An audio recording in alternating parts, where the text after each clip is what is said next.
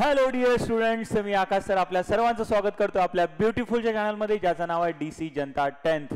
तर बांधनो, आपली जी 10th SSC CBSE बोर्डसाठी मॅथ्समध्ये जी कन्सेप्ट सिरीज सुरू आहे, त्यामध्ये आज आपण लेक्चर नंबर 14 घेऊन येतोय.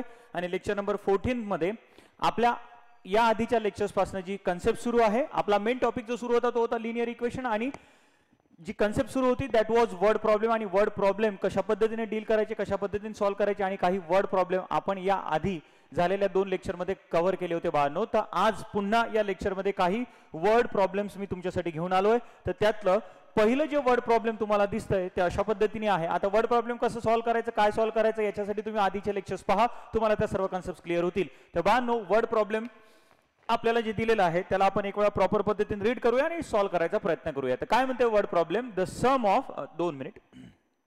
तर वर्ड प्रॉब्लेम बाळांनो आहे the sum of father's age and twice the age of his son is 70. म्हणजे हे स्टेटमेंट रीड केल्यानंतर आपल्याला असं लक्षात येतंय की हा जो क्वेश्चन आहे, या क्वेश्चन मध्ये फादर्स एज आणि सन्स एज याच्याबद्दल काहीतरी कन्सेप्ट दिलेली आहे. तर सर्वात पहिले स्टेटमेंट नंबर 1 रीड केल्यानंतर आपल्याला लक्षात येत आहे की आपल्याला 2 व्हेरिएबल कन्सिडर करावं लागतील, ज्यामध्ये पहिला व्हेरिएबल असेल ज्याला आपण कन्सिडर करणार फादर्स एज, आणि दुसरा जो व्हेरिएबल असणार तो कन्सिडर करणार आपण सन्स एज साठी.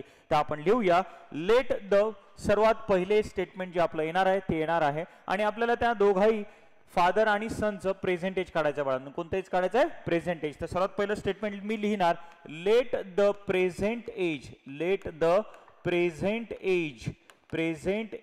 Of father be x years. Be किती years? X years. And same त्याच पद्धतीने present age of son be y years. Be किती इयर्स? Y years. तर आपण असं कन्सिडर केलं की फादरचं जे एज आहे ते आहे एक्स आणि सनचं जे एज आहे ते आहे वाय. मग आता आपण पाहूया की आपल्याला कंडिशन्स कशा पद्धतीने दिल्या. तुम्हाला सर्वांना माहिती आहे की पहिलं इक्वेशन बनवण्याची जी कंडिशन असते ती जनरली पहिल्या स्टेटमेंटमध्ये दिलेली असते. तर आपल्याला काय सांगितलंय? Sum of father's age and twice the age of his son. पहा, पुन्हा आपल्याला सांगितलेलं आहे फादरचं एज आणि त्याच्या मुलाच्या एजची ट्वाइस. ट्वाइस म्हणजे 2 टाइम्स म्हणजे डबल. जर त्या दोघांची आपण सम केली तर ती सम किती सांगितलेली आपल्याला? 70 सांगितलेली आहे. तर यामध्ये सर्वात पहिले आपण एक काम करूया, twice the age of son calculate करूया. तर इथे लिहूया twice the age of son. तर सनचं जे एज आहे ते आपल्यासाठी वाय, आणि त्याची ट्वाइस जर केली तर ती होणार आहे बाळांनो 2y. तर मग अकॉर्डिंग टू फर्स्ट कंडिशन काय लिहू शकतो आपण? अकॉर्डिंग टू फर्स्ट कंडिशन आपल्याला सांगितली आहे सम कोणाची? Twice the age of son. म्हणजेच 2y and the age of father म्हणजेच x. या दोघांची सम आपल्याला सांगितलेली आहे 70. तर this will be our equation number 1. इथपर्यंत कोणाला काही डाऊट नसेल. Very simple statement, very simple equation.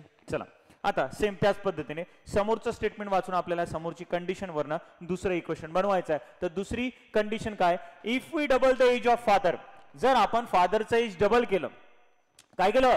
फादरचं age double केलं. आता फादरचं एज आहे किती आपल्यासाठी? तर फादरचं एज बाळांनो एक्स, त्याचा आपण डबल केलं म्हणजे 2x केलं. तर आपण इथे म्हणू शकतो डबल द एज ऑफ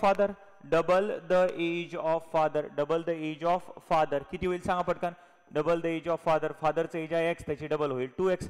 आणि त्या डबल द एज ऑफ फादरला जर आपण सन्सच्या एज मध्ये जर ऍड केलं तर ती सम किती बनते? तर ती सम बनते 95. म्हणजे सरळ या दोघांची काय करावं लागेल? ऍडिशन. तर मग इथे लिहू शकतो according to second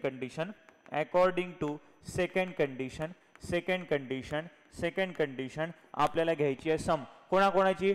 double the age of father म्हणजेच ते झालं 2x, आणि त्याला आपण कोणामध्ये ऍड करतोय? Add it to the age of son. सनचं एज आहे y, आणि ती जी सम आहे ती किती बनते? 95. तर याला बोलणार मी बाळांनो इक्वेशन नंबर 2. तर पहिले इक्वेशन आहे x + 2y = 70, आणि नंतर इक्वेशन आहे 2x + y = 95. या दोन इक्वेशनला सॉल्व्ह करून आपल्याला x आणि y च्या व्हॅल्यूज मिळवायच्या आहेत. आता या इक्वेशनला सॉल्व्ह करण्यासाठी तुम्हालाही माहिती आहे आपल्याला 3 मेथड आहेत. एलिमिनेशन आहे, सबस्टिट्यूशन आहे, क्रॅमर्स रूल आहे. We can use any of the method. तर आपण एक काम करूया, एलिमिनेशन मेथड नाही तर सबस्टिट्यूशन मेथड वापरूया. त्यापैकी जर आपण इक्वेशनला केअरफुली ऑब्झर्व केलं तर आपल्याला असं लक्षात येत आहे की जर आपण इक्वेशन 1 च्या मदतीने x ची व्हॅल्यू काढून जर ती दुसऱ्यामध्ये पुट केली तर आपल्याला इझी पद्धतीने x आणि y च्या व्हॅल्यूज मिळतात. म्हणजे कोणती मेथड यूज होतीये? सबस्टिट्यूशन. तर चला करूया आपण. मग इक्वेशन 1 वरनं आपण x ची व्हॅल्यू काढूया आणि ती इक्वेशन 2 मध्ये पुट करूया. तर इथे लिहूया फ्रॉम इक्वेशन 1.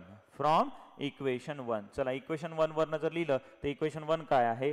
x + 2y = 70. आपल्याला x ची व्हॅल्यू कडे ते x इथेच राहील. प्लस 2y तिकडे गेल्यावर काय होईल? तो मायनस. तर इथे होईल 70 - 2y. याला बोलणार मी इक्वेशन नंबर ए. आता ही व्हॅल्यू आपण काढली 1 वरनं तर कुठे पुट करायची असते? 2 मध्ये. तर चला करा मग इथे लिहूया आपण put x = how much? 70 - 2y in equation 2. In equation 2 what we will get? तर we will get 2x + y. Equation 2 आहे आपलं. तिथे लिहू शकतो आपण इक्वेशन 2 implies 2x + y = 95 आहे. तर इथे 2 तसाच राहील आणि x च्या जागी आता x ची व्हॅल्यू पुट होईल. ती किती काढली आपण? 70 - 2y. किती काढली बोला? 70 - 2y + y = 95. आता या 2 नी ब्रॅकेट मध्ये मल्टिप्लाय होईल. तर जरा करा मल्टिप्लिकेशन. 2 × 70 इथे होईल 140 आणि 2 × -2 तर ते होईल -4 + y ॲज इट इज राहील राहील 95. चला आता याला सॉल्व करा. याला सॉल्व करत असताना 145 तिकडे ट्रान्सफर होईल. तर इट विल गेट मायनस आणि इथे या दोघांचं कॅल्क्युलेशन होईल. तर या लाईक टर्म्स मायनस प्लस तर मायनस होईल म्हणजे या दोघांची सबस्ट्रॅक्शन होईल. तर इथे होईल 3y. इथे काय होईल? 3y आणि मोठ्याचं साइन आहे मायनस म्हणून मायनस साइन आलं. तर your subtraction will be -3y आणि त्या 140 ला आपण तिकडे घेऊन जाऊ बाळांनो. तर 95 ॲज इट इज होता आणि 140 तिकडे गेला तर तो काय झाला? मायनस झाला. तर या दोघांवरनं आता जर इथे सबस्ट्रॅक्शन केली तर -3y = मिळते आपल्याला -45. Minus will get cancel. त्याच्यावरनं आपल्याला 3y = मिळते 45. याच्यावरनं आपल्याला y ची व्हॅल्यू काढता येईल. Therefore y will be equal to किती येईल? 45 / 3. तर y = किती आलं बाळांनो? 15. y = किती आलं बाळांनो? 15. तर आपल्याला जी y ची व्हॅल्यू मिळाली आहे ती y ची व्हॅल्यू मिळाली बाळांनो 15. आता ही y ची व्हॅल्यू जी आपण 15 कॅल्क्युलेट केली आहे त्याला इक्वेशन 1 मध्ये 2 मध्ये 3 मध्ये कुठेही पुट करा तुम्हाला रिक्वायर्ड व्हॅल्यू ऑफ x मिळेल. पण आपल्याला माहिती आहे आपण ऑलरेडी x चं इक्वेशन काढून ठेवलंय. That equation is x = 70 - 2y. तर चला आपण तिथे पुट करूया. मग चला करा put y = 15 in equation A. Equation A मध्ये जर पुट केलं तर इक्वेशन ए आहे आपलं बाळांनो x = 70 - 2y. तर इथे होईल 70 - 2 × y ची व्हॅल्यू आहे 15. तर इथे 15 पुट होईल. याला सॉल्व करा. सॉल्व केल्यानंतर काय होईल बोला? इथे 70 - 2 × 15 इट विल बी 30. तर दोघांची सबस्ट्रॅक्शन जर केली तर आपल्याला आन्सर मिळते बाळांनो x = 40. x = 40. तर मग आपल्याला फायनल दोन्ही व्हॅल्यूज मिळाल्यात. x ची पण व्हॅल्यू मिळाली, y ची पण व्हॅल्यू मिळाली. आपल्याला माहिती आहे x होतं फादरचं एज आणि y होतं सनचं एज. तर तुम्हाला लास्ट स्टेटमेंट मध्ये लिहावं लागेल therefore the present age of father. लिहावं लागेल the present age of father. Present age of father b is x = 40 years. x = किती years? 40 years. and the present age of son is y = 15 years. y = 15 years. So this will be our numerical. Very simple numerical. कधी कधी generally तुम्हाला 2 किंवा 3 मार्काला हे question विचारण्याची possibility बनते. त्यामुळे याला तुम्ही प्रॉपर पद्धतीने प्रिपेअर करा. तुम्हाला सर्व कंडिशन्स कशा पद्धतीने डील करायच्या, कशा पद्धतीने सॉल्व करायच्या, कशा पद्धतीने बनतील हे सर्व तुम्हाला मी प्रॉपर पद्धतीने एक्सप्लेन केलंय. जनरल इंजिनियर इक्वेशन मध्ये पहिलं स्टेटमेंट रीड केल्यानंतर पहिले इक्वेशन बनवण्याची कंडिशन असते आणि दुसऱ्या स्टेटमेंट मध्ये दुसरं इक्वेशन जनरली बनतं. तर आपल्याला सांगितलं होतं की फादरचं एज आणि त्याच्या मुलाच्या एजची डबल या दोघांची ॲडिशन 70 होतीये आणि जर आपण फादरचं एज डबल केलं आणि सनच्या एज मध्ये ऍड केलं तर ती सम 95 बनते. तर त्यांचं प्रेझेंटेज काढून दाखवा. तर त्या पद्धतीने आपण ते प्रेझेंटेज काढून दाखवलेलं आहे. चला यानंतरचा नेक्स्ट क्वेश्चन काय म्हणतोय? तर नेक्स्ट क्वेश्चन मध्ये आपल्याला माहिती आहे की क्वेश्चन रीड केल्यानंतर मला असं लक्षात येतंय हा क्वेश्चन जो आहे हा क्वेश्चन आहे बाळांनो फ्रॅक्शनवरचा. कशावरचा बोला? फ्रॅक्शनवरचा. आणि फ्रॅक्शनवरचे क्वेश्चन्स आले तर काही बेसिक गोष्टी तुम्हाला कशा पद्धतीने कन्सिडर करायचं आहे याच्या रिलेटेड मी लेक्चर 12 मध्ये तुम्हाला प्रॉपर पद्धतीने एक्सप्लेन केलंय. तर त्या लेक्चर नंबर 12 ला थोडं एक वेळा प्रॉपर पद्धतीने पहा. तुम्हाला फ्रॅक्शनच्या सर्व कन्सेप्ट क्लिअर होतील. तर फ्रॅक्शन मध्ये बाळांनो आपल्याला माहिती आहे की आपल्याला व्हेरिएबल्स लागतात किंवा फ्रॅक्शनमध्ये आपल्याला दोघांची गरज असते, एक म्हणजे न्यूमरेटर आणि दुसरा म्हणजे डिनॉमिनेटर. तर आपण ज्या वेळेला फ्रॅक्शन फाइंड आउट करणार तर आपल्याला जनरली न्यूमरेटर आणि डिनॉमिनेटर फाइंड आउट करावा लागतो. तर आपण सर्वात पहिले स्टेटमेंट लिहित असताना आन्सरची सुरुवात करणार. Let the numerator of required fraction be x. आपण असं कन्सिडर करूया आपल्याला जो फ्रॅक्शन फाइंड आउट करायचा आहे त्याचा जो न्यूमरेटर आहे तो आहे एक्स. सिमिलर पद्धतीने and denominator of required fraction be Y.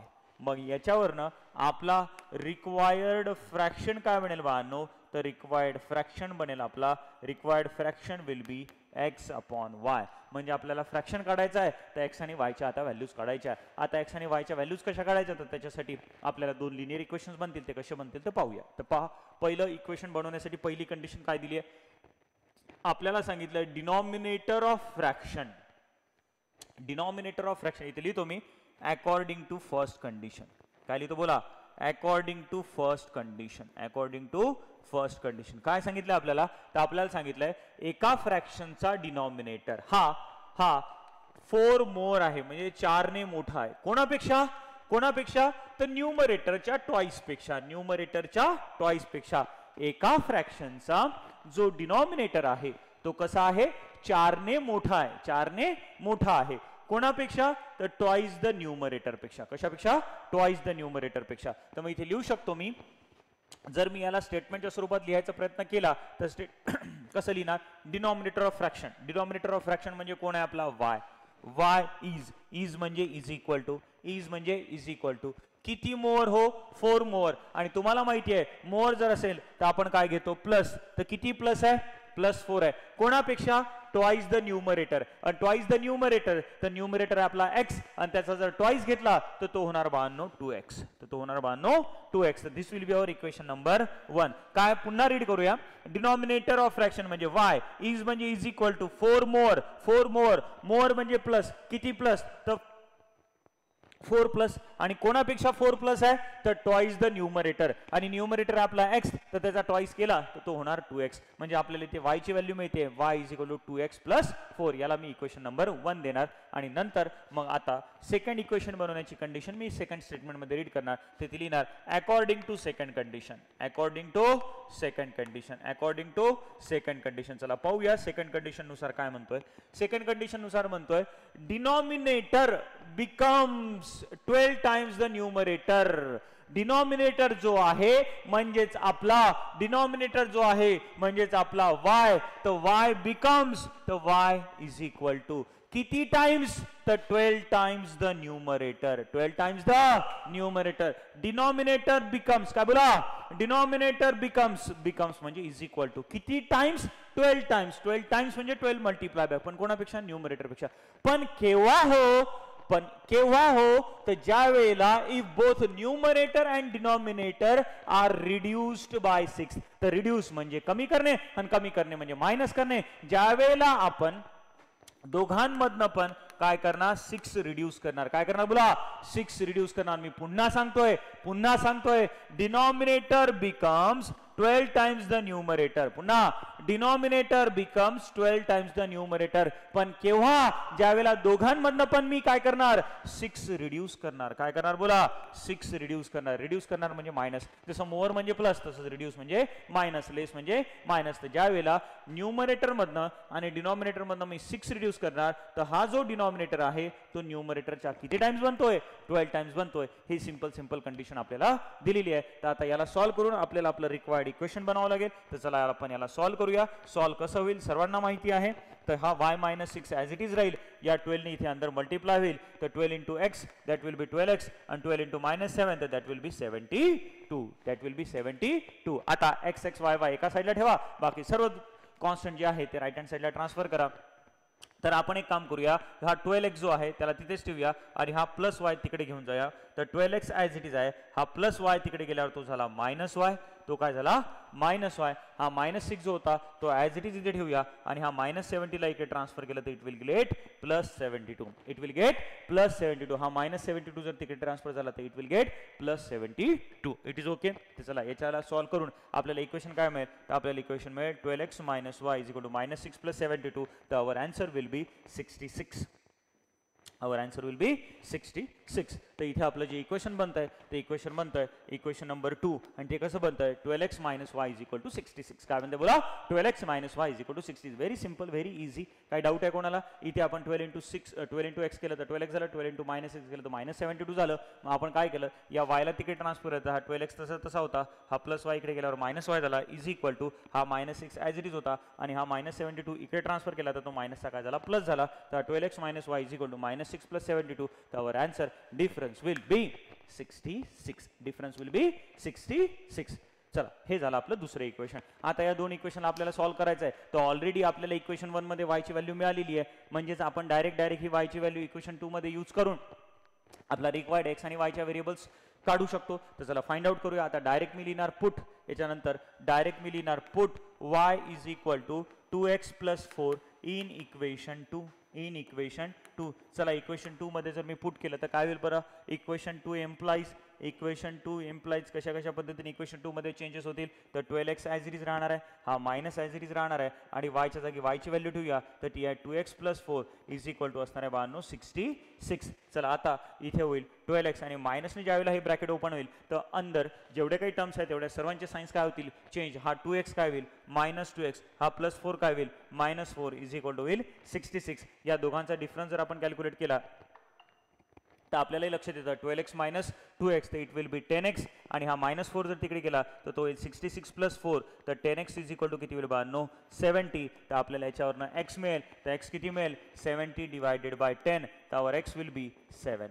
x will be 7. चला आता ही आलेली x ची व्हॅल्यू कुठे पुट करणार, तर ऑलरेडी y चं इक्वेशन आपलं बनलेलं आहे, त्या इक्वेशन मध्ये पुट करा. म्हणजेच इक्वेशन 1 मध्ये पुट x = 7 इन इक्वेशन 1 आपल्याला y ची व्हॅल्यू मिळेल. तर y ची व्हॅल्यू कशा पद्धतीने मिळते, तर y आहे किती आपल्याकडे, तर y आहे बाळांनो 2x + 4. किती आहे बोला 2x + 4. 2x + 4 तर इथे किती होईल 2 इन ब्रॅकेट 7 + 4 तर इथे होईल y = 2 7 14 + 4 आणि 14 + 4 किती होणार बाळांनो 14 + 4 किती होणार बाळांनो 18. त्यावर रिक्वायर्ड फ्रॅक्शन जो आपल्याला फाइंड आउट करायचा होता तो किती असणार आहे. देअरफॉर आपल्याला फायनल आन्सर यावं लागेल required fraction is x upon y = x ची व्हॅल्यू आहे बाळांनो 7 आणि y ची व्हॅल्यू आहे बाळांनो 18. तर आपला रिक्वायर्ड फ्रॅक्शन जो झाला तो रिक्वायर्ड फ्रॅक्शन किती झाला, तर तो झाला बाळांनो 7 / 18. तर this will be our required answer. Very easy. पुन्हा पहा कंडिशन्स मध्ये कोणाला काही डाऊट असतील तर पहिली तर कंडिशन फार इझी होती. काय सांगितलं होतं आपल्याला, आपला जो डिनॉमिनेटर आहे म्हणजे y हा किती आहे, हा किती आहे 4 more than twice the numerator. 4 more than twice the numerator. मोर म्हणजे आपल्याला प्लस घ्यायचा आहे, हे आपण शिकलोय लेक्चर नंबर 12 मध्ये सर्व शिकवलंय तुम्हाला. तर त्या पद्धतीने आपण काय करणार +4 करणार, पण कोणाच्या, तर न्यूमरेटरच्या टॉईसच्या. न्यूमरेटरच्या टॉईस म्हणजेच 2 टाइम्स ऑफ द न्यूमरेटर आणि न्यूमरेटर आपला x तर त्याचा 2 टाइम्स म्हणजे 2x. तर y किती होईल 2x + 4. सिमिलर पद्धतीने अकॉर्डिंग टू सेकंड कंडिशन काय, डिनॉमिनेटर हा किती आहे, तर डिनॉमिनेटर बिकम्स 12 टाइम्स. डिनॉमिनेटर हा 12 टाइम्स बनतो, पण केव्हा बनतो, ज्यावेळेला न्यूमरेटर आणि डिनॉमिनेटर दोघांनाही आपण 6 ने रिड्यूस करतोय. कितीने रिड्यूस करतोय 6 ने रिड्यूस करतोय. डिनॉमिनेटरला मी 6 ने रिड्यूस केलं तर तो होईल y - 6 आणि न्यूमरेटरला मी 6 ने रिड्यूस केलं तर तो x - 6 होईल आणि मग त्यावेळेला हा जो डिनॉमिनेटर आहे या न्यूमरेटरचा किती बनतोय 12 टाइम्स बनतोय. किती बनतोय 12 टाइम्स बनतोय. तर दिस इज सिंपल कंडिशन. आपला डिनॉमिनेटर न्यूमरेटरच्या 12 टाइम्स केव्हा बनतोय, ज्यावेळेला दोघांमधनंही 6 रिड्यूस केले जातात. दोघांमधनं किती रिड्यूस केले जातात 6 रिड्यूस केले जातात. तर मग न्यूमरेटर मधनं जर 6 रिड्यूस केला तर x - 6 होईल, डिनॉमिनेटर मधनं 6 रिड्यूस केला तर y - 6 होईल आणि त्यावेळेला डिनॉमिनेटर न्यूमरेटरच्या 12 टाइम्स बनतोय. सिंपल 12 टाइम्स म्हणजे 12 × इट इज ओके. चला याला सॉल्व्ह करून हे इक्वेशन मिळालं. या दोघांना एलिमिनेशन सबस्टिट्यूशन सॉल्व्ह करून आपल्याला x आणि y च्या व्हॅल्यूज मिळाल्या. त्यावर आपण आपला रिक्वायर्ड फ्रॅक्शन डिफाईन केलेला आहे. काही डाऊट असेल तर प्लीज मला सांगा. त्यानंतर द नेक्स्ट न्यूमरिकल मी तुमच्यासाठी घेऊन आलोय. ते नेक्स्ट न्यूमरिकल काय बाळांनो, तर नेक्स्ट न्यूमरिकल इथे याला न सॉल्व करता आपण या न्यूमेरिकलला सॉल्व करू. This will be an important numerical जे तुम्हाला जनरली क्वाड्रॅटिक मध्ये पण विचारलं जातं. कुठे विचारलं जातं बोला? क्वाड्रॅटिक मध्ये पण विचारलं जातं. क्वाड्रॅटिक मध्ये पण अशा पद्धतीचे न्यूमेरिकल्स आहे. क्वाड्रॅटिक इक्वेशनच्या वेळेला मी तुम्हाला पुन्हा एक्सप्लेन करेन. आता क्वेश्चन काय म्हणतो आपण एक वेळा रीड करूया. काय म्हणतोय? A certain amount is equally distributed among certain number of students. एक सर्टन अमाउंट आहे आपल्याकडे आणि ती आपण इक्वली डिस्ट्रीब्यूट करतोय काही स्टुडंट्स मध्ये. A certain amount is equally distributed among certain number of students. काही नंबर ऑफ स्टुडंट्स आहेत आपल्याकडे आणि एक अमाउंट आहे आणि ती अमाउंट प्रत्येक विद्यार्थ्यांमध्ये आपण इक्वली डिस्ट्रीब्यूट करतोय. म्हणजे फॉर एक्झाम्पल सांगायचं झालं तर माझ्याकडे असतील फॉर एक्झाम्पल मी असं कन्सिडर करू 400 रुपीज. किती 100 रुपीज? 400 रुपीज आहेत आणि मी ही 400 अमाऊंट 10 विद्यार्थ्यांमध्ये डिस्ट्रीब्यूट करतोय. फॉर एक्झाम्पल असं कन्सिडर करू 10 विद्यार्थ्यांमध्ये डिस्ट्रीब्यूट करतोय. माझ्याकडे किती अमाऊंट आहे? 400 आणि ही 400 अमाऊंट मी किती विद्यार्थ्यांमध्ये डिस्ट्रीब्यूट करतोय? किती विद्यार्थ्यांमध्ये डिस्ट्रीब्यूट करतोय? 10 विद्यार्थ्यांमध्ये डिस्ट्रीब्यूट करतोय. सिंपल पद्धतीने अशा पद्धतीने इथे तुम्हाला या स्टेटमेंटचा अर्थ घेता येऊ शकतो. चला समोर पहा काय म्हणतोय. समोर काय म्हणतोय पहा. काय म्हणतोय आता इथून सर्वात महत्त्वाच्या कंडिशन सुरू होतील तुमच्या. काय म्हटलंय? each would get rupees 2 less म्हणजे प्रत्येकाला जो काही शेअर मिळेल तो 2 रुपयाने कमी होतोय. 2 रुपयाने कमी होतोय. पण केव्हा? ज्या वेळेला 10 student if 10 students were more 10 students were more म्हणजे पहिले जेवढे स्टुडंट्स होते त्याच्यापेक्षा जर आता 10 स्टुडंट्स वाढले तर प्रत्येकाचा जो शेअर होता तो आता 2 ने कमी होतोय. ही झाली तुमची पहिली कंडिशन. आणि सेम त्याच पद्धतीने each would get 6 more. आता आपल्याला असं सांगितलंय प्रत्येकाला 6 रुपये जास्त मिळतील.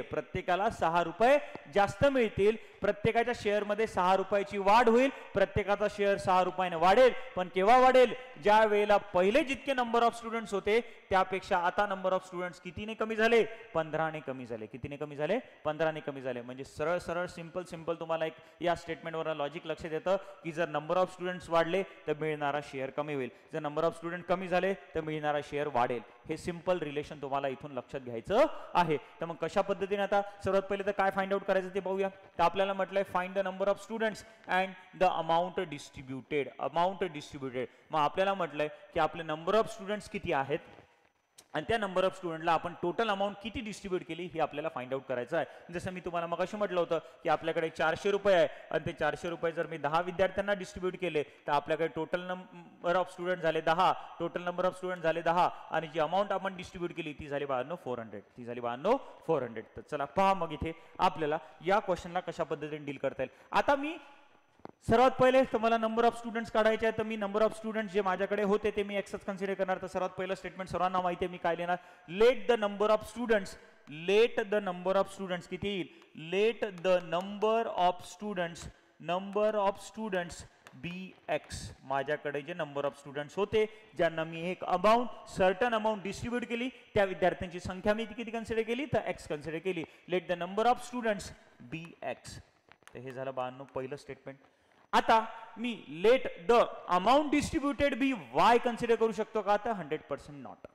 मग मला पाहावं लागेल की माझ्याकडे जेवढी काही अमाऊंट आहे फॉर एक्झाम्पल जर असं कन्सिडर केलं की माझ्याकडे 400 अमाऊंट आहे आणि ती मी जर 10 विद्यार्थ्यांमध्ये डिस्ट्रीब्यूट केली तर प्रत्येक विद्यार्थ्याचा जो शेअर आहे तो शेअर मला कॅल्क्युलेट करता येऊ शकतो. आणि तो शेअर मी कसा कॅल्क्युलेट करणार? अमाऊंट होती माझ्याकडे 400 आणि ती प्रत्येक विद्यार्थ्याला ज्या वेळेला मला शेअर काढायचा आहे तर माझ्याकडे टोटल स्टुडंट्स किती होते? 10.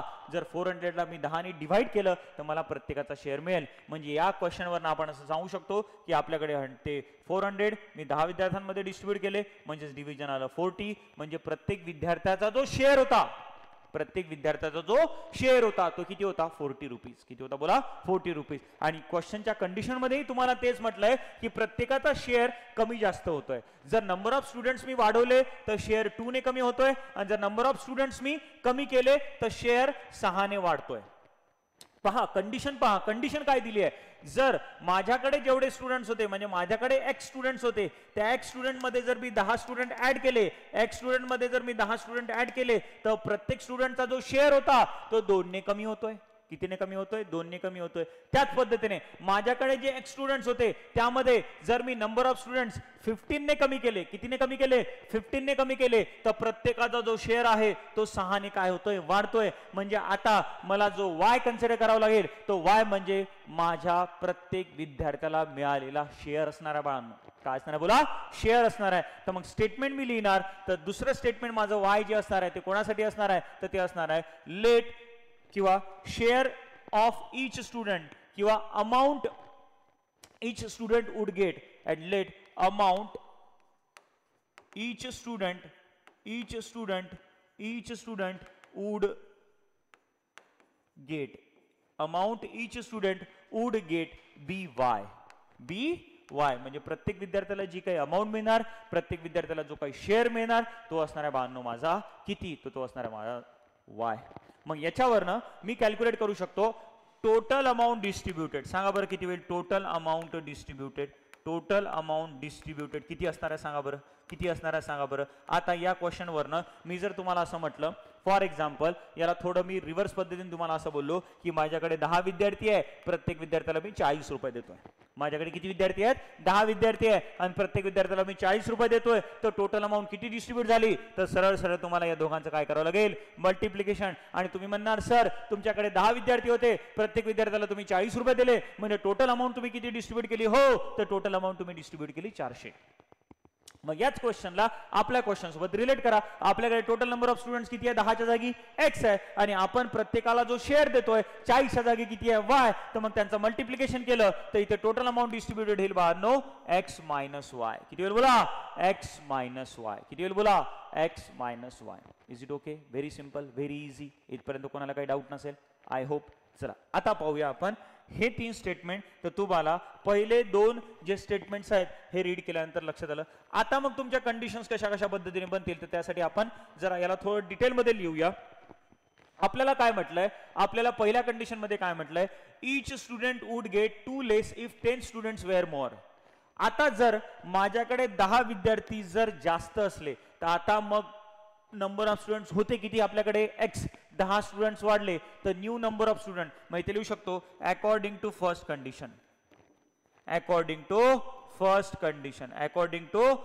कंडिशन. मला सांगा माझ्याकडे स्टुडंट्स किती होते x त्याच्यात वाढ कितीची झाली 10ची वाढ कितीची झाली 10ची. Is it okay. जर माझे नंबर ऑफ स्टुडंट्स वाढत असतील तर जो प्रत्येकाला शेअर मिळणार आहे तो ऑब्विसली लेस होणार आहे आणि तो कितीने लेस होतोय तेही सांगितलंय ₹2 ने लेस होतोय.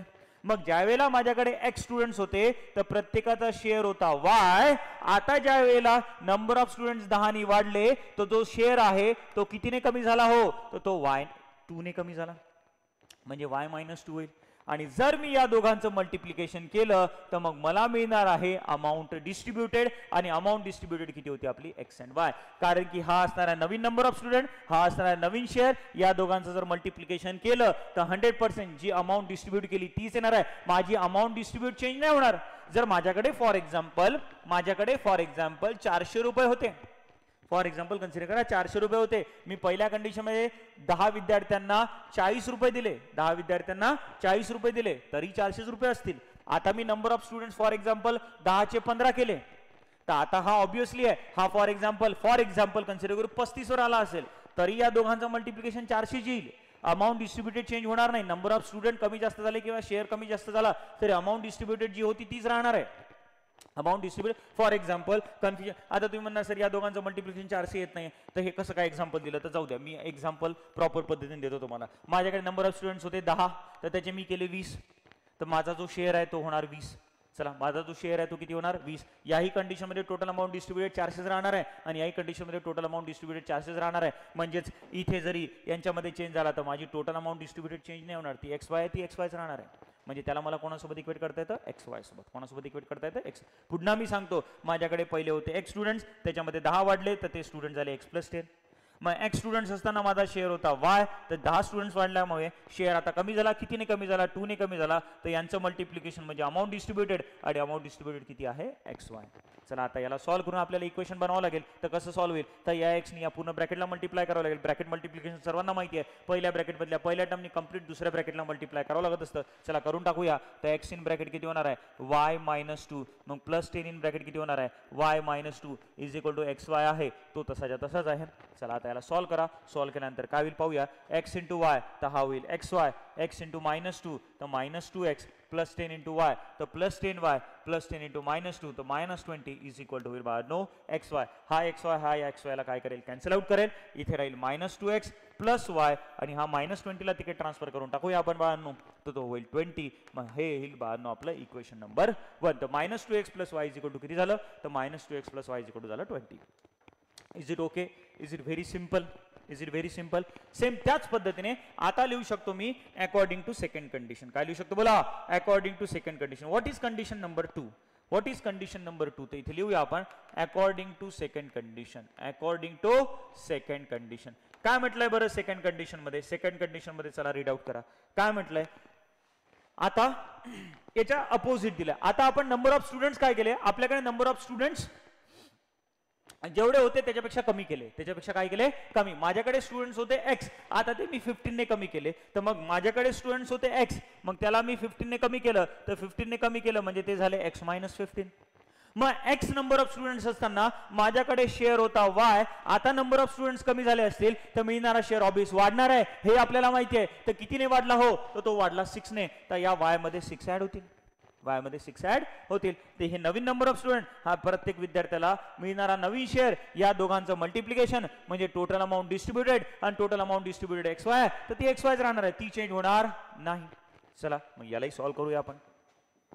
याला जर सॉल्व्ह केलं तर कशा पद्धतीने सॉल्व्ह होईल पाहूया आपण. पुन्हा तेच ब्रॅकेट मल्टिप्लिकेशन करावं लागेल आपल्याला. चला करा ब्रॅकेट मल्टिप्लिकेशन. पहिल्या ब्रॅकेट मधल्या पहिल्या टर्मनी कंप्लीट, दुसऱ्या ब्रॅकेटला multiply x into y minus sorry y plus 6 plus sorry plus नाही मायनस 15 इन ब्रॅकेट किती होणार आहे? Y plus 6 is equal to होणार आहे एक्स प्लस वाय. चला x into y x y, x into 6 तर 6x, minus 15 into y minus 15y, minus 15 into plus 6 minus 90 is equal to किती होणार आहे? X y is equal to किती होणार आहे?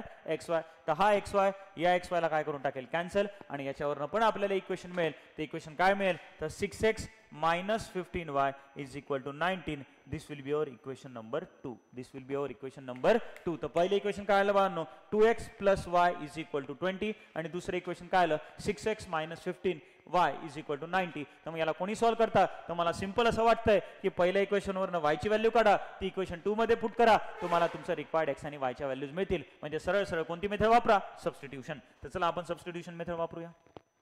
सबस्टिट्यूशन मेथड वापरली तर काय लिहिणार मी? तर लिहिणार फ्रॉम इक्वेशन 1. From equation 1. चला इक्वेशन 1 वरनं चला व्हॅल्यू काढा बरं. काय? Minus 2x plus y is equal to 20 आहे. तर मायनस 2x तिकडे गेला तर तो काय होऊन जाईल? प्लस 20 ॲज इट इज होता, हा मायनस तिकडे गेल्यावर काय झाला? प्लस. तर y ची व्हॅल्यू किती मिळाली आपल्याला? तर y ची व्हॅल्यू मिळाली 20 प्लस 2x. आता ही मिळालेली y ची व्हॅल्यू चला इक्वेशन 2 मध्ये पुट करा, y च्या जागी आणि x ची व्हॅल्यू आणि y ची व्हॅल्यू फाइंड आउट करा. चला करा. मग काय लिहिणार मी? Put y is equal to 20 plus 2x in equation 2. In equation 2. चला करा पुट इक्वेशन 2 मध्ये. तर 6x minus 15y is equal to 90 आहे. तर चला 6x मायनस 15 आणि y च्या जागी किती होणार? तर y च्या जागी होणार 20 plus 2x is equal to होणार बानो 90. मग हा 6x या मायनस 15 ने मल्टिप्लाय केलं तर इथे होईल minus 300 plus sorry minus 15 to 20, तर minus 300 minus 15 to plus 2, तर it will get minus 30x आणि इथे होईल बाळांनो 30. इथे होईल बाळांनो minus 30x आणि is equal to 90. चला आता काय करावं लागेल? आता इथे आपल्याला लाईक टर्मची ॲडिशन सबस्ट्रॅक्शन होईल आणि बाकीच्या टर्मची काय होईल? डिव्हिजन. सॉरी आपल्याला काय करावं लागेल? या 300ला तिकडे ट्रान्सफर करावं लागेल. तर इथे या दोघांची जर सबस्ट्रॅक्शन केली तर काय होईल? तर इथे सबस्ट्रॅक्शन केली तर मायनस 24x होईल इज इक्वल टू इथे होईल 90 जो ऑलरेडी होता आणि याला मी तिकडे ट्रान्सफर करून घेऊन गेलो तर तो झाला 300 प्लस. तो झाला 300 प्लस. तर इथे किती होईल?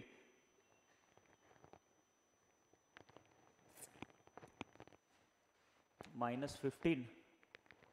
Is there any mistake we have done? 6x minus 15y is equal to 90. तर हा 6x मायनस 30x मायनस 20 आणि जो 90 आणि आता 300 तिकडे गेला तर हा झाला minus 24x is equal to 390. I think we have made some mistake. We will clarify that mistake. We will clarify that mistake. We will clarify that mistake. चलो काय म्हणतोय आपला चला पहा.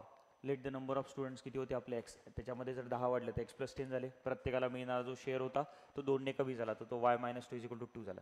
X into y x y, x into minus 2 x, 10 into y 10 y, 10 into minus 2 is equal to x y. चला इथे पाहूया काय चेंजेस होत आहेत का आपले. चला हा एक्स वायच्या सोबत कॅन्सल झाला. हा minus 2x that is plus 10y as it is, minus 20 as it is. Minus 20ला तिकडे घेऊन गेलो तर तो प्लस 20 झाला, ते पण इक्वेशन बरोबर आहे. दुसऱ्या कंडिशनमध्ये काय म्हटलं आपल्याला, दुसऱ्या कंडिशनमध्ये म्हटलेलं आहे जर आपण इफ इच वुड गेट 6 मोर, म्हणजे प्रत्येकाचा शेअर 6ने वाढेल. ज्याला नंबर ऑफ स्टुडंट्स 15ने कमी असले तर नंबर ऑफ स्टुडंट्स होते आपले एक्स, ते 15ने कमी झाले तर एक्स मायनस 15 झाला आणि प्रत्येकाला मिळणारा जो शेअर होता तो 6ने वाढला.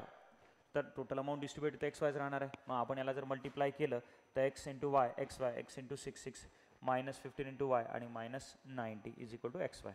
चला x into y x y, x into 6 x, चला minus 15 into minus 15 y, minus 15 into 6 म्हणजे minus 90 is equal to x y. हा एक्स वायच्या सोबत कॅन्सल झाला. तर इक्वेशन काय राहील 6x minus 15y is equal to 2x. ते झालं दुसरं इक्वेशन. इक्वेशन्स तर आपले बरोबर बनले आहेत. आता इक्वेशन 1 मधनं आपण कोणाची व्हॅल्यू काढली, वायची व्हॅल्यू काढली, तर हा 2x मायनसचा तिकडे गेल्यानंतर प्लस झाला, तर वाय इज इक्वल टू किती आहे 20 प्लस 2x. तर 20 प्लस 2xच व्हॅल्यू आपल्याला पुट करायची. कोणत्या इक्वेशनमध्ये पुट करायची आहे, पहिल्या इक्वेशनमध्ये. तर चला पहिल्या इक्वेशनमध्ये जर पुट केली तर इथे 6x सेकंड इक्वेशनमध्ये तर 6x minus 15y is equal to 19 आहे. 6x at is minus 15 in bracket 20 plus 2x, 20 plus 2xच व्हॅल्यू आहे. चला मग आता याला जर सॉल्व केलं तर काय होईल 6x मायनस 15 इंटू 20 तर ते होईल मायनस 300, मायनस 15 प्लस 2x तर ते होईल minus 30x is equal to आहे आपल्याकडे 90. जर इथे मी या मायनस 30ला जर तिकडे ट्रान्सफर केलं 6 मायनस 30x तर दॅट विल गेट मायनस 24 आणि हा जर तिकडे गेला तर here it will be minus 24x is equal to 90 plus 300, 24x is equal to 390. चलो please let me check.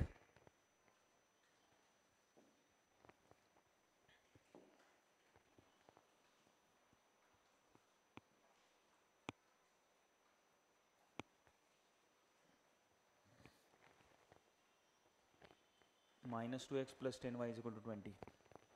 Minus 2x plus 10y is equal to 20. Minus 2x plus 10y is equal to 20. Minus 2x plus 10y is equal to 20. Here we have done some mistake. I got the mistake. The equation we have taken minus 2x, here it should be 10y. Our equation number 1, we have done the mistake. Here it should be 10y, here it should be 10y, here it should be 10y. Chalo, we will clear it. We will clear it, we will clear it, we will clear it. We will clear the equation number first.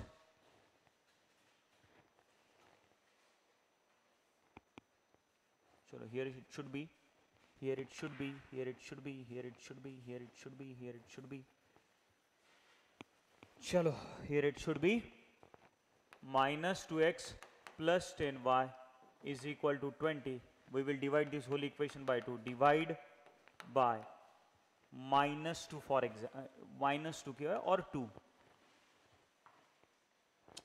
Let it be minus 2. Divide by minus 2. Divide by minus 2. Minus 2x divided by minus 2 plus 10y divided by minus 2. 20 divided by minus 2. Here minus minus will get cancelled. This will cut this by 5 and this will cut this by 10. So our equation x minus 5y will be equal to minus 10. From this we will get the value of x as minus 10 plus 5y. This will be our equation. We will call it as A. Now we will put the value of x in equation 2. Now again I will have to erase this and I will have to clear. Chalo, now we will put the values we have changed. Now put x is equal to -10 plus 5y in equation 2. चला put करा, काय होईल 6x minus 15y is equal to 90. तर 6 in bracket -10 plus 5y minus 15y is equal to 90. 6 into -10 minus 60. Then 5 into 6, that will be 30y minus 15y is equal to 90. That minus 60 will get transfer, it will get plus, and here it will get the difference. Therefore it is 15y is equal to 90 plus 60. The 15y is equal to 150, y is equal to 150 divided by 15, that will be 10. That will be 10. That will be 10. Okay. Now we have got the value of y. Now put the value of y in equation A. Chalo put karo, put y is equal to 10 in equation A. चलो तो x is equal to रहेगा -10 plus 5 into y. तो it will be x is equal to -10 plus 50. So x will be equal to 40. X will be equal to 40. X will be equal to 40. X will be equal to 40. Our answer of x means the total number of students was 40 and each student would get, that is y, that is 10 rupees per student. The last आपल्याला answer लिहावं लागेल बाळांनो. Total number of students ते लिहू शकतो आपण. Total number of students are x is equal to 40 and amount each student would get is y is equal to 10. त्यावरनं total amount distributed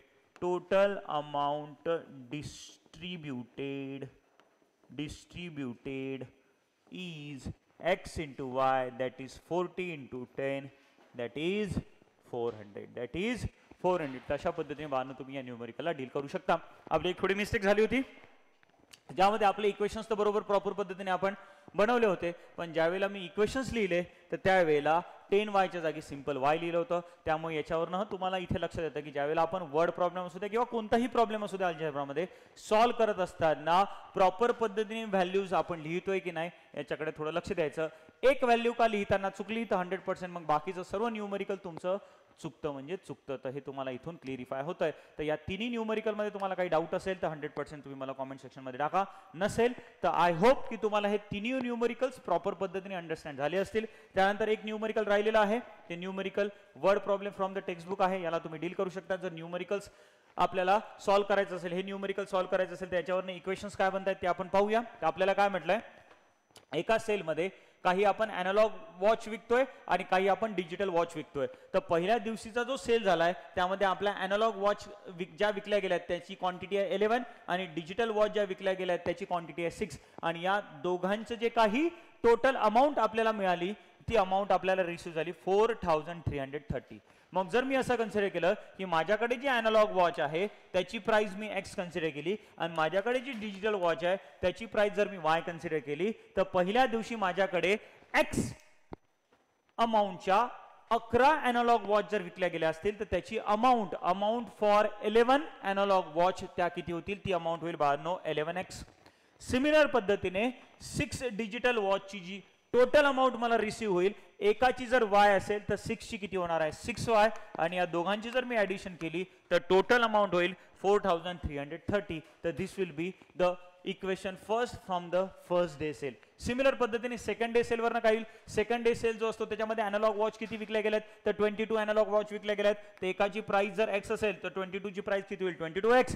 similar पद्धतीने digital watch किती विकल्या गेल्यात 5, तर एकाची प्राइस जर y असेल तर 5 ची प्राइस होईल 5y आणि या दोघांची ऍडिशन म्हणजे टोटल मिळालेली अमाऊंट आणि टोटल मिळालेली अमाऊंट किती आहे 7330. ते हे होईल पहिलं इक्वेशन, हे होईल दुसरं इक्वेशन. आणि आता या दोन्ही इक्वेशनला तुम्ही सॉल्व्ह करा आणि याच्यावर रिक्वायर्ड x आणि y च्या व्हॅल्यूज काढा. That will be the selling price for wrist watch of each type. तर तुमचं सर्वात पहिलं स्टेटमेंट जे असणार आहे ते स्टेटमेंट असणार आहे, let the selling price of analog type wrist watch be x rupees and digital type wrist watch be y rupees. आणि इथे अशा पद्धतीने तुम्हाला ज्या कंडिशन्स दिल्या त्या कंडिशन्सवरनं इथे तुम्हाला इक्वेशन्स फॉर्म्युलेट करता येतील. आता इक्वेशनला सॉल्व्ह करायचं असेल तर सरळ सरळ तुम्ही काय करू शकता, इथे 22 आहे, याला जर 2 ने मल्टिप्लाय केलं तर तिथे पण 22 होईल. म्हणजे एलिमिनेशन मेथडनुसार तुमचे दोन्ही व्हेरिएबल्स जे आहेत एक्स आणि एक्स त्याचे कोइफिशियंट काय होतात सारखे, आणि कोइफिशियंट सारखे झाले की त्यांची सबस्ट्रॅक्शन करून तुम्हाला y ची व्हॅल्यू मिळेल, आणि y ची व्हॅल्यू मिळाल्यानंतर सिमिलर पद्धतीने तुम्ही x ची व्हॅल्यू कॅल्क्युलेट करू शकता. तर आय होप तुम्ही हे न्यूमेरिकल क्लिअर करून घ्याल. तर यानंतर जे आपण सिरीज सुरू करतोय त्यामध्ये आपण बाळांनो topic number 2 that is quadratic इक्वेशनच्या सर्व कन्सेप्ट प्रॉपर पद्धतीने बघणार आहोत. तर याच्यानंतरचे जे लेक्चर येईल ते लेक्चर येईल बाळांनो क्वाड्रॅटिक इक्वेशनचं. Thank you so much.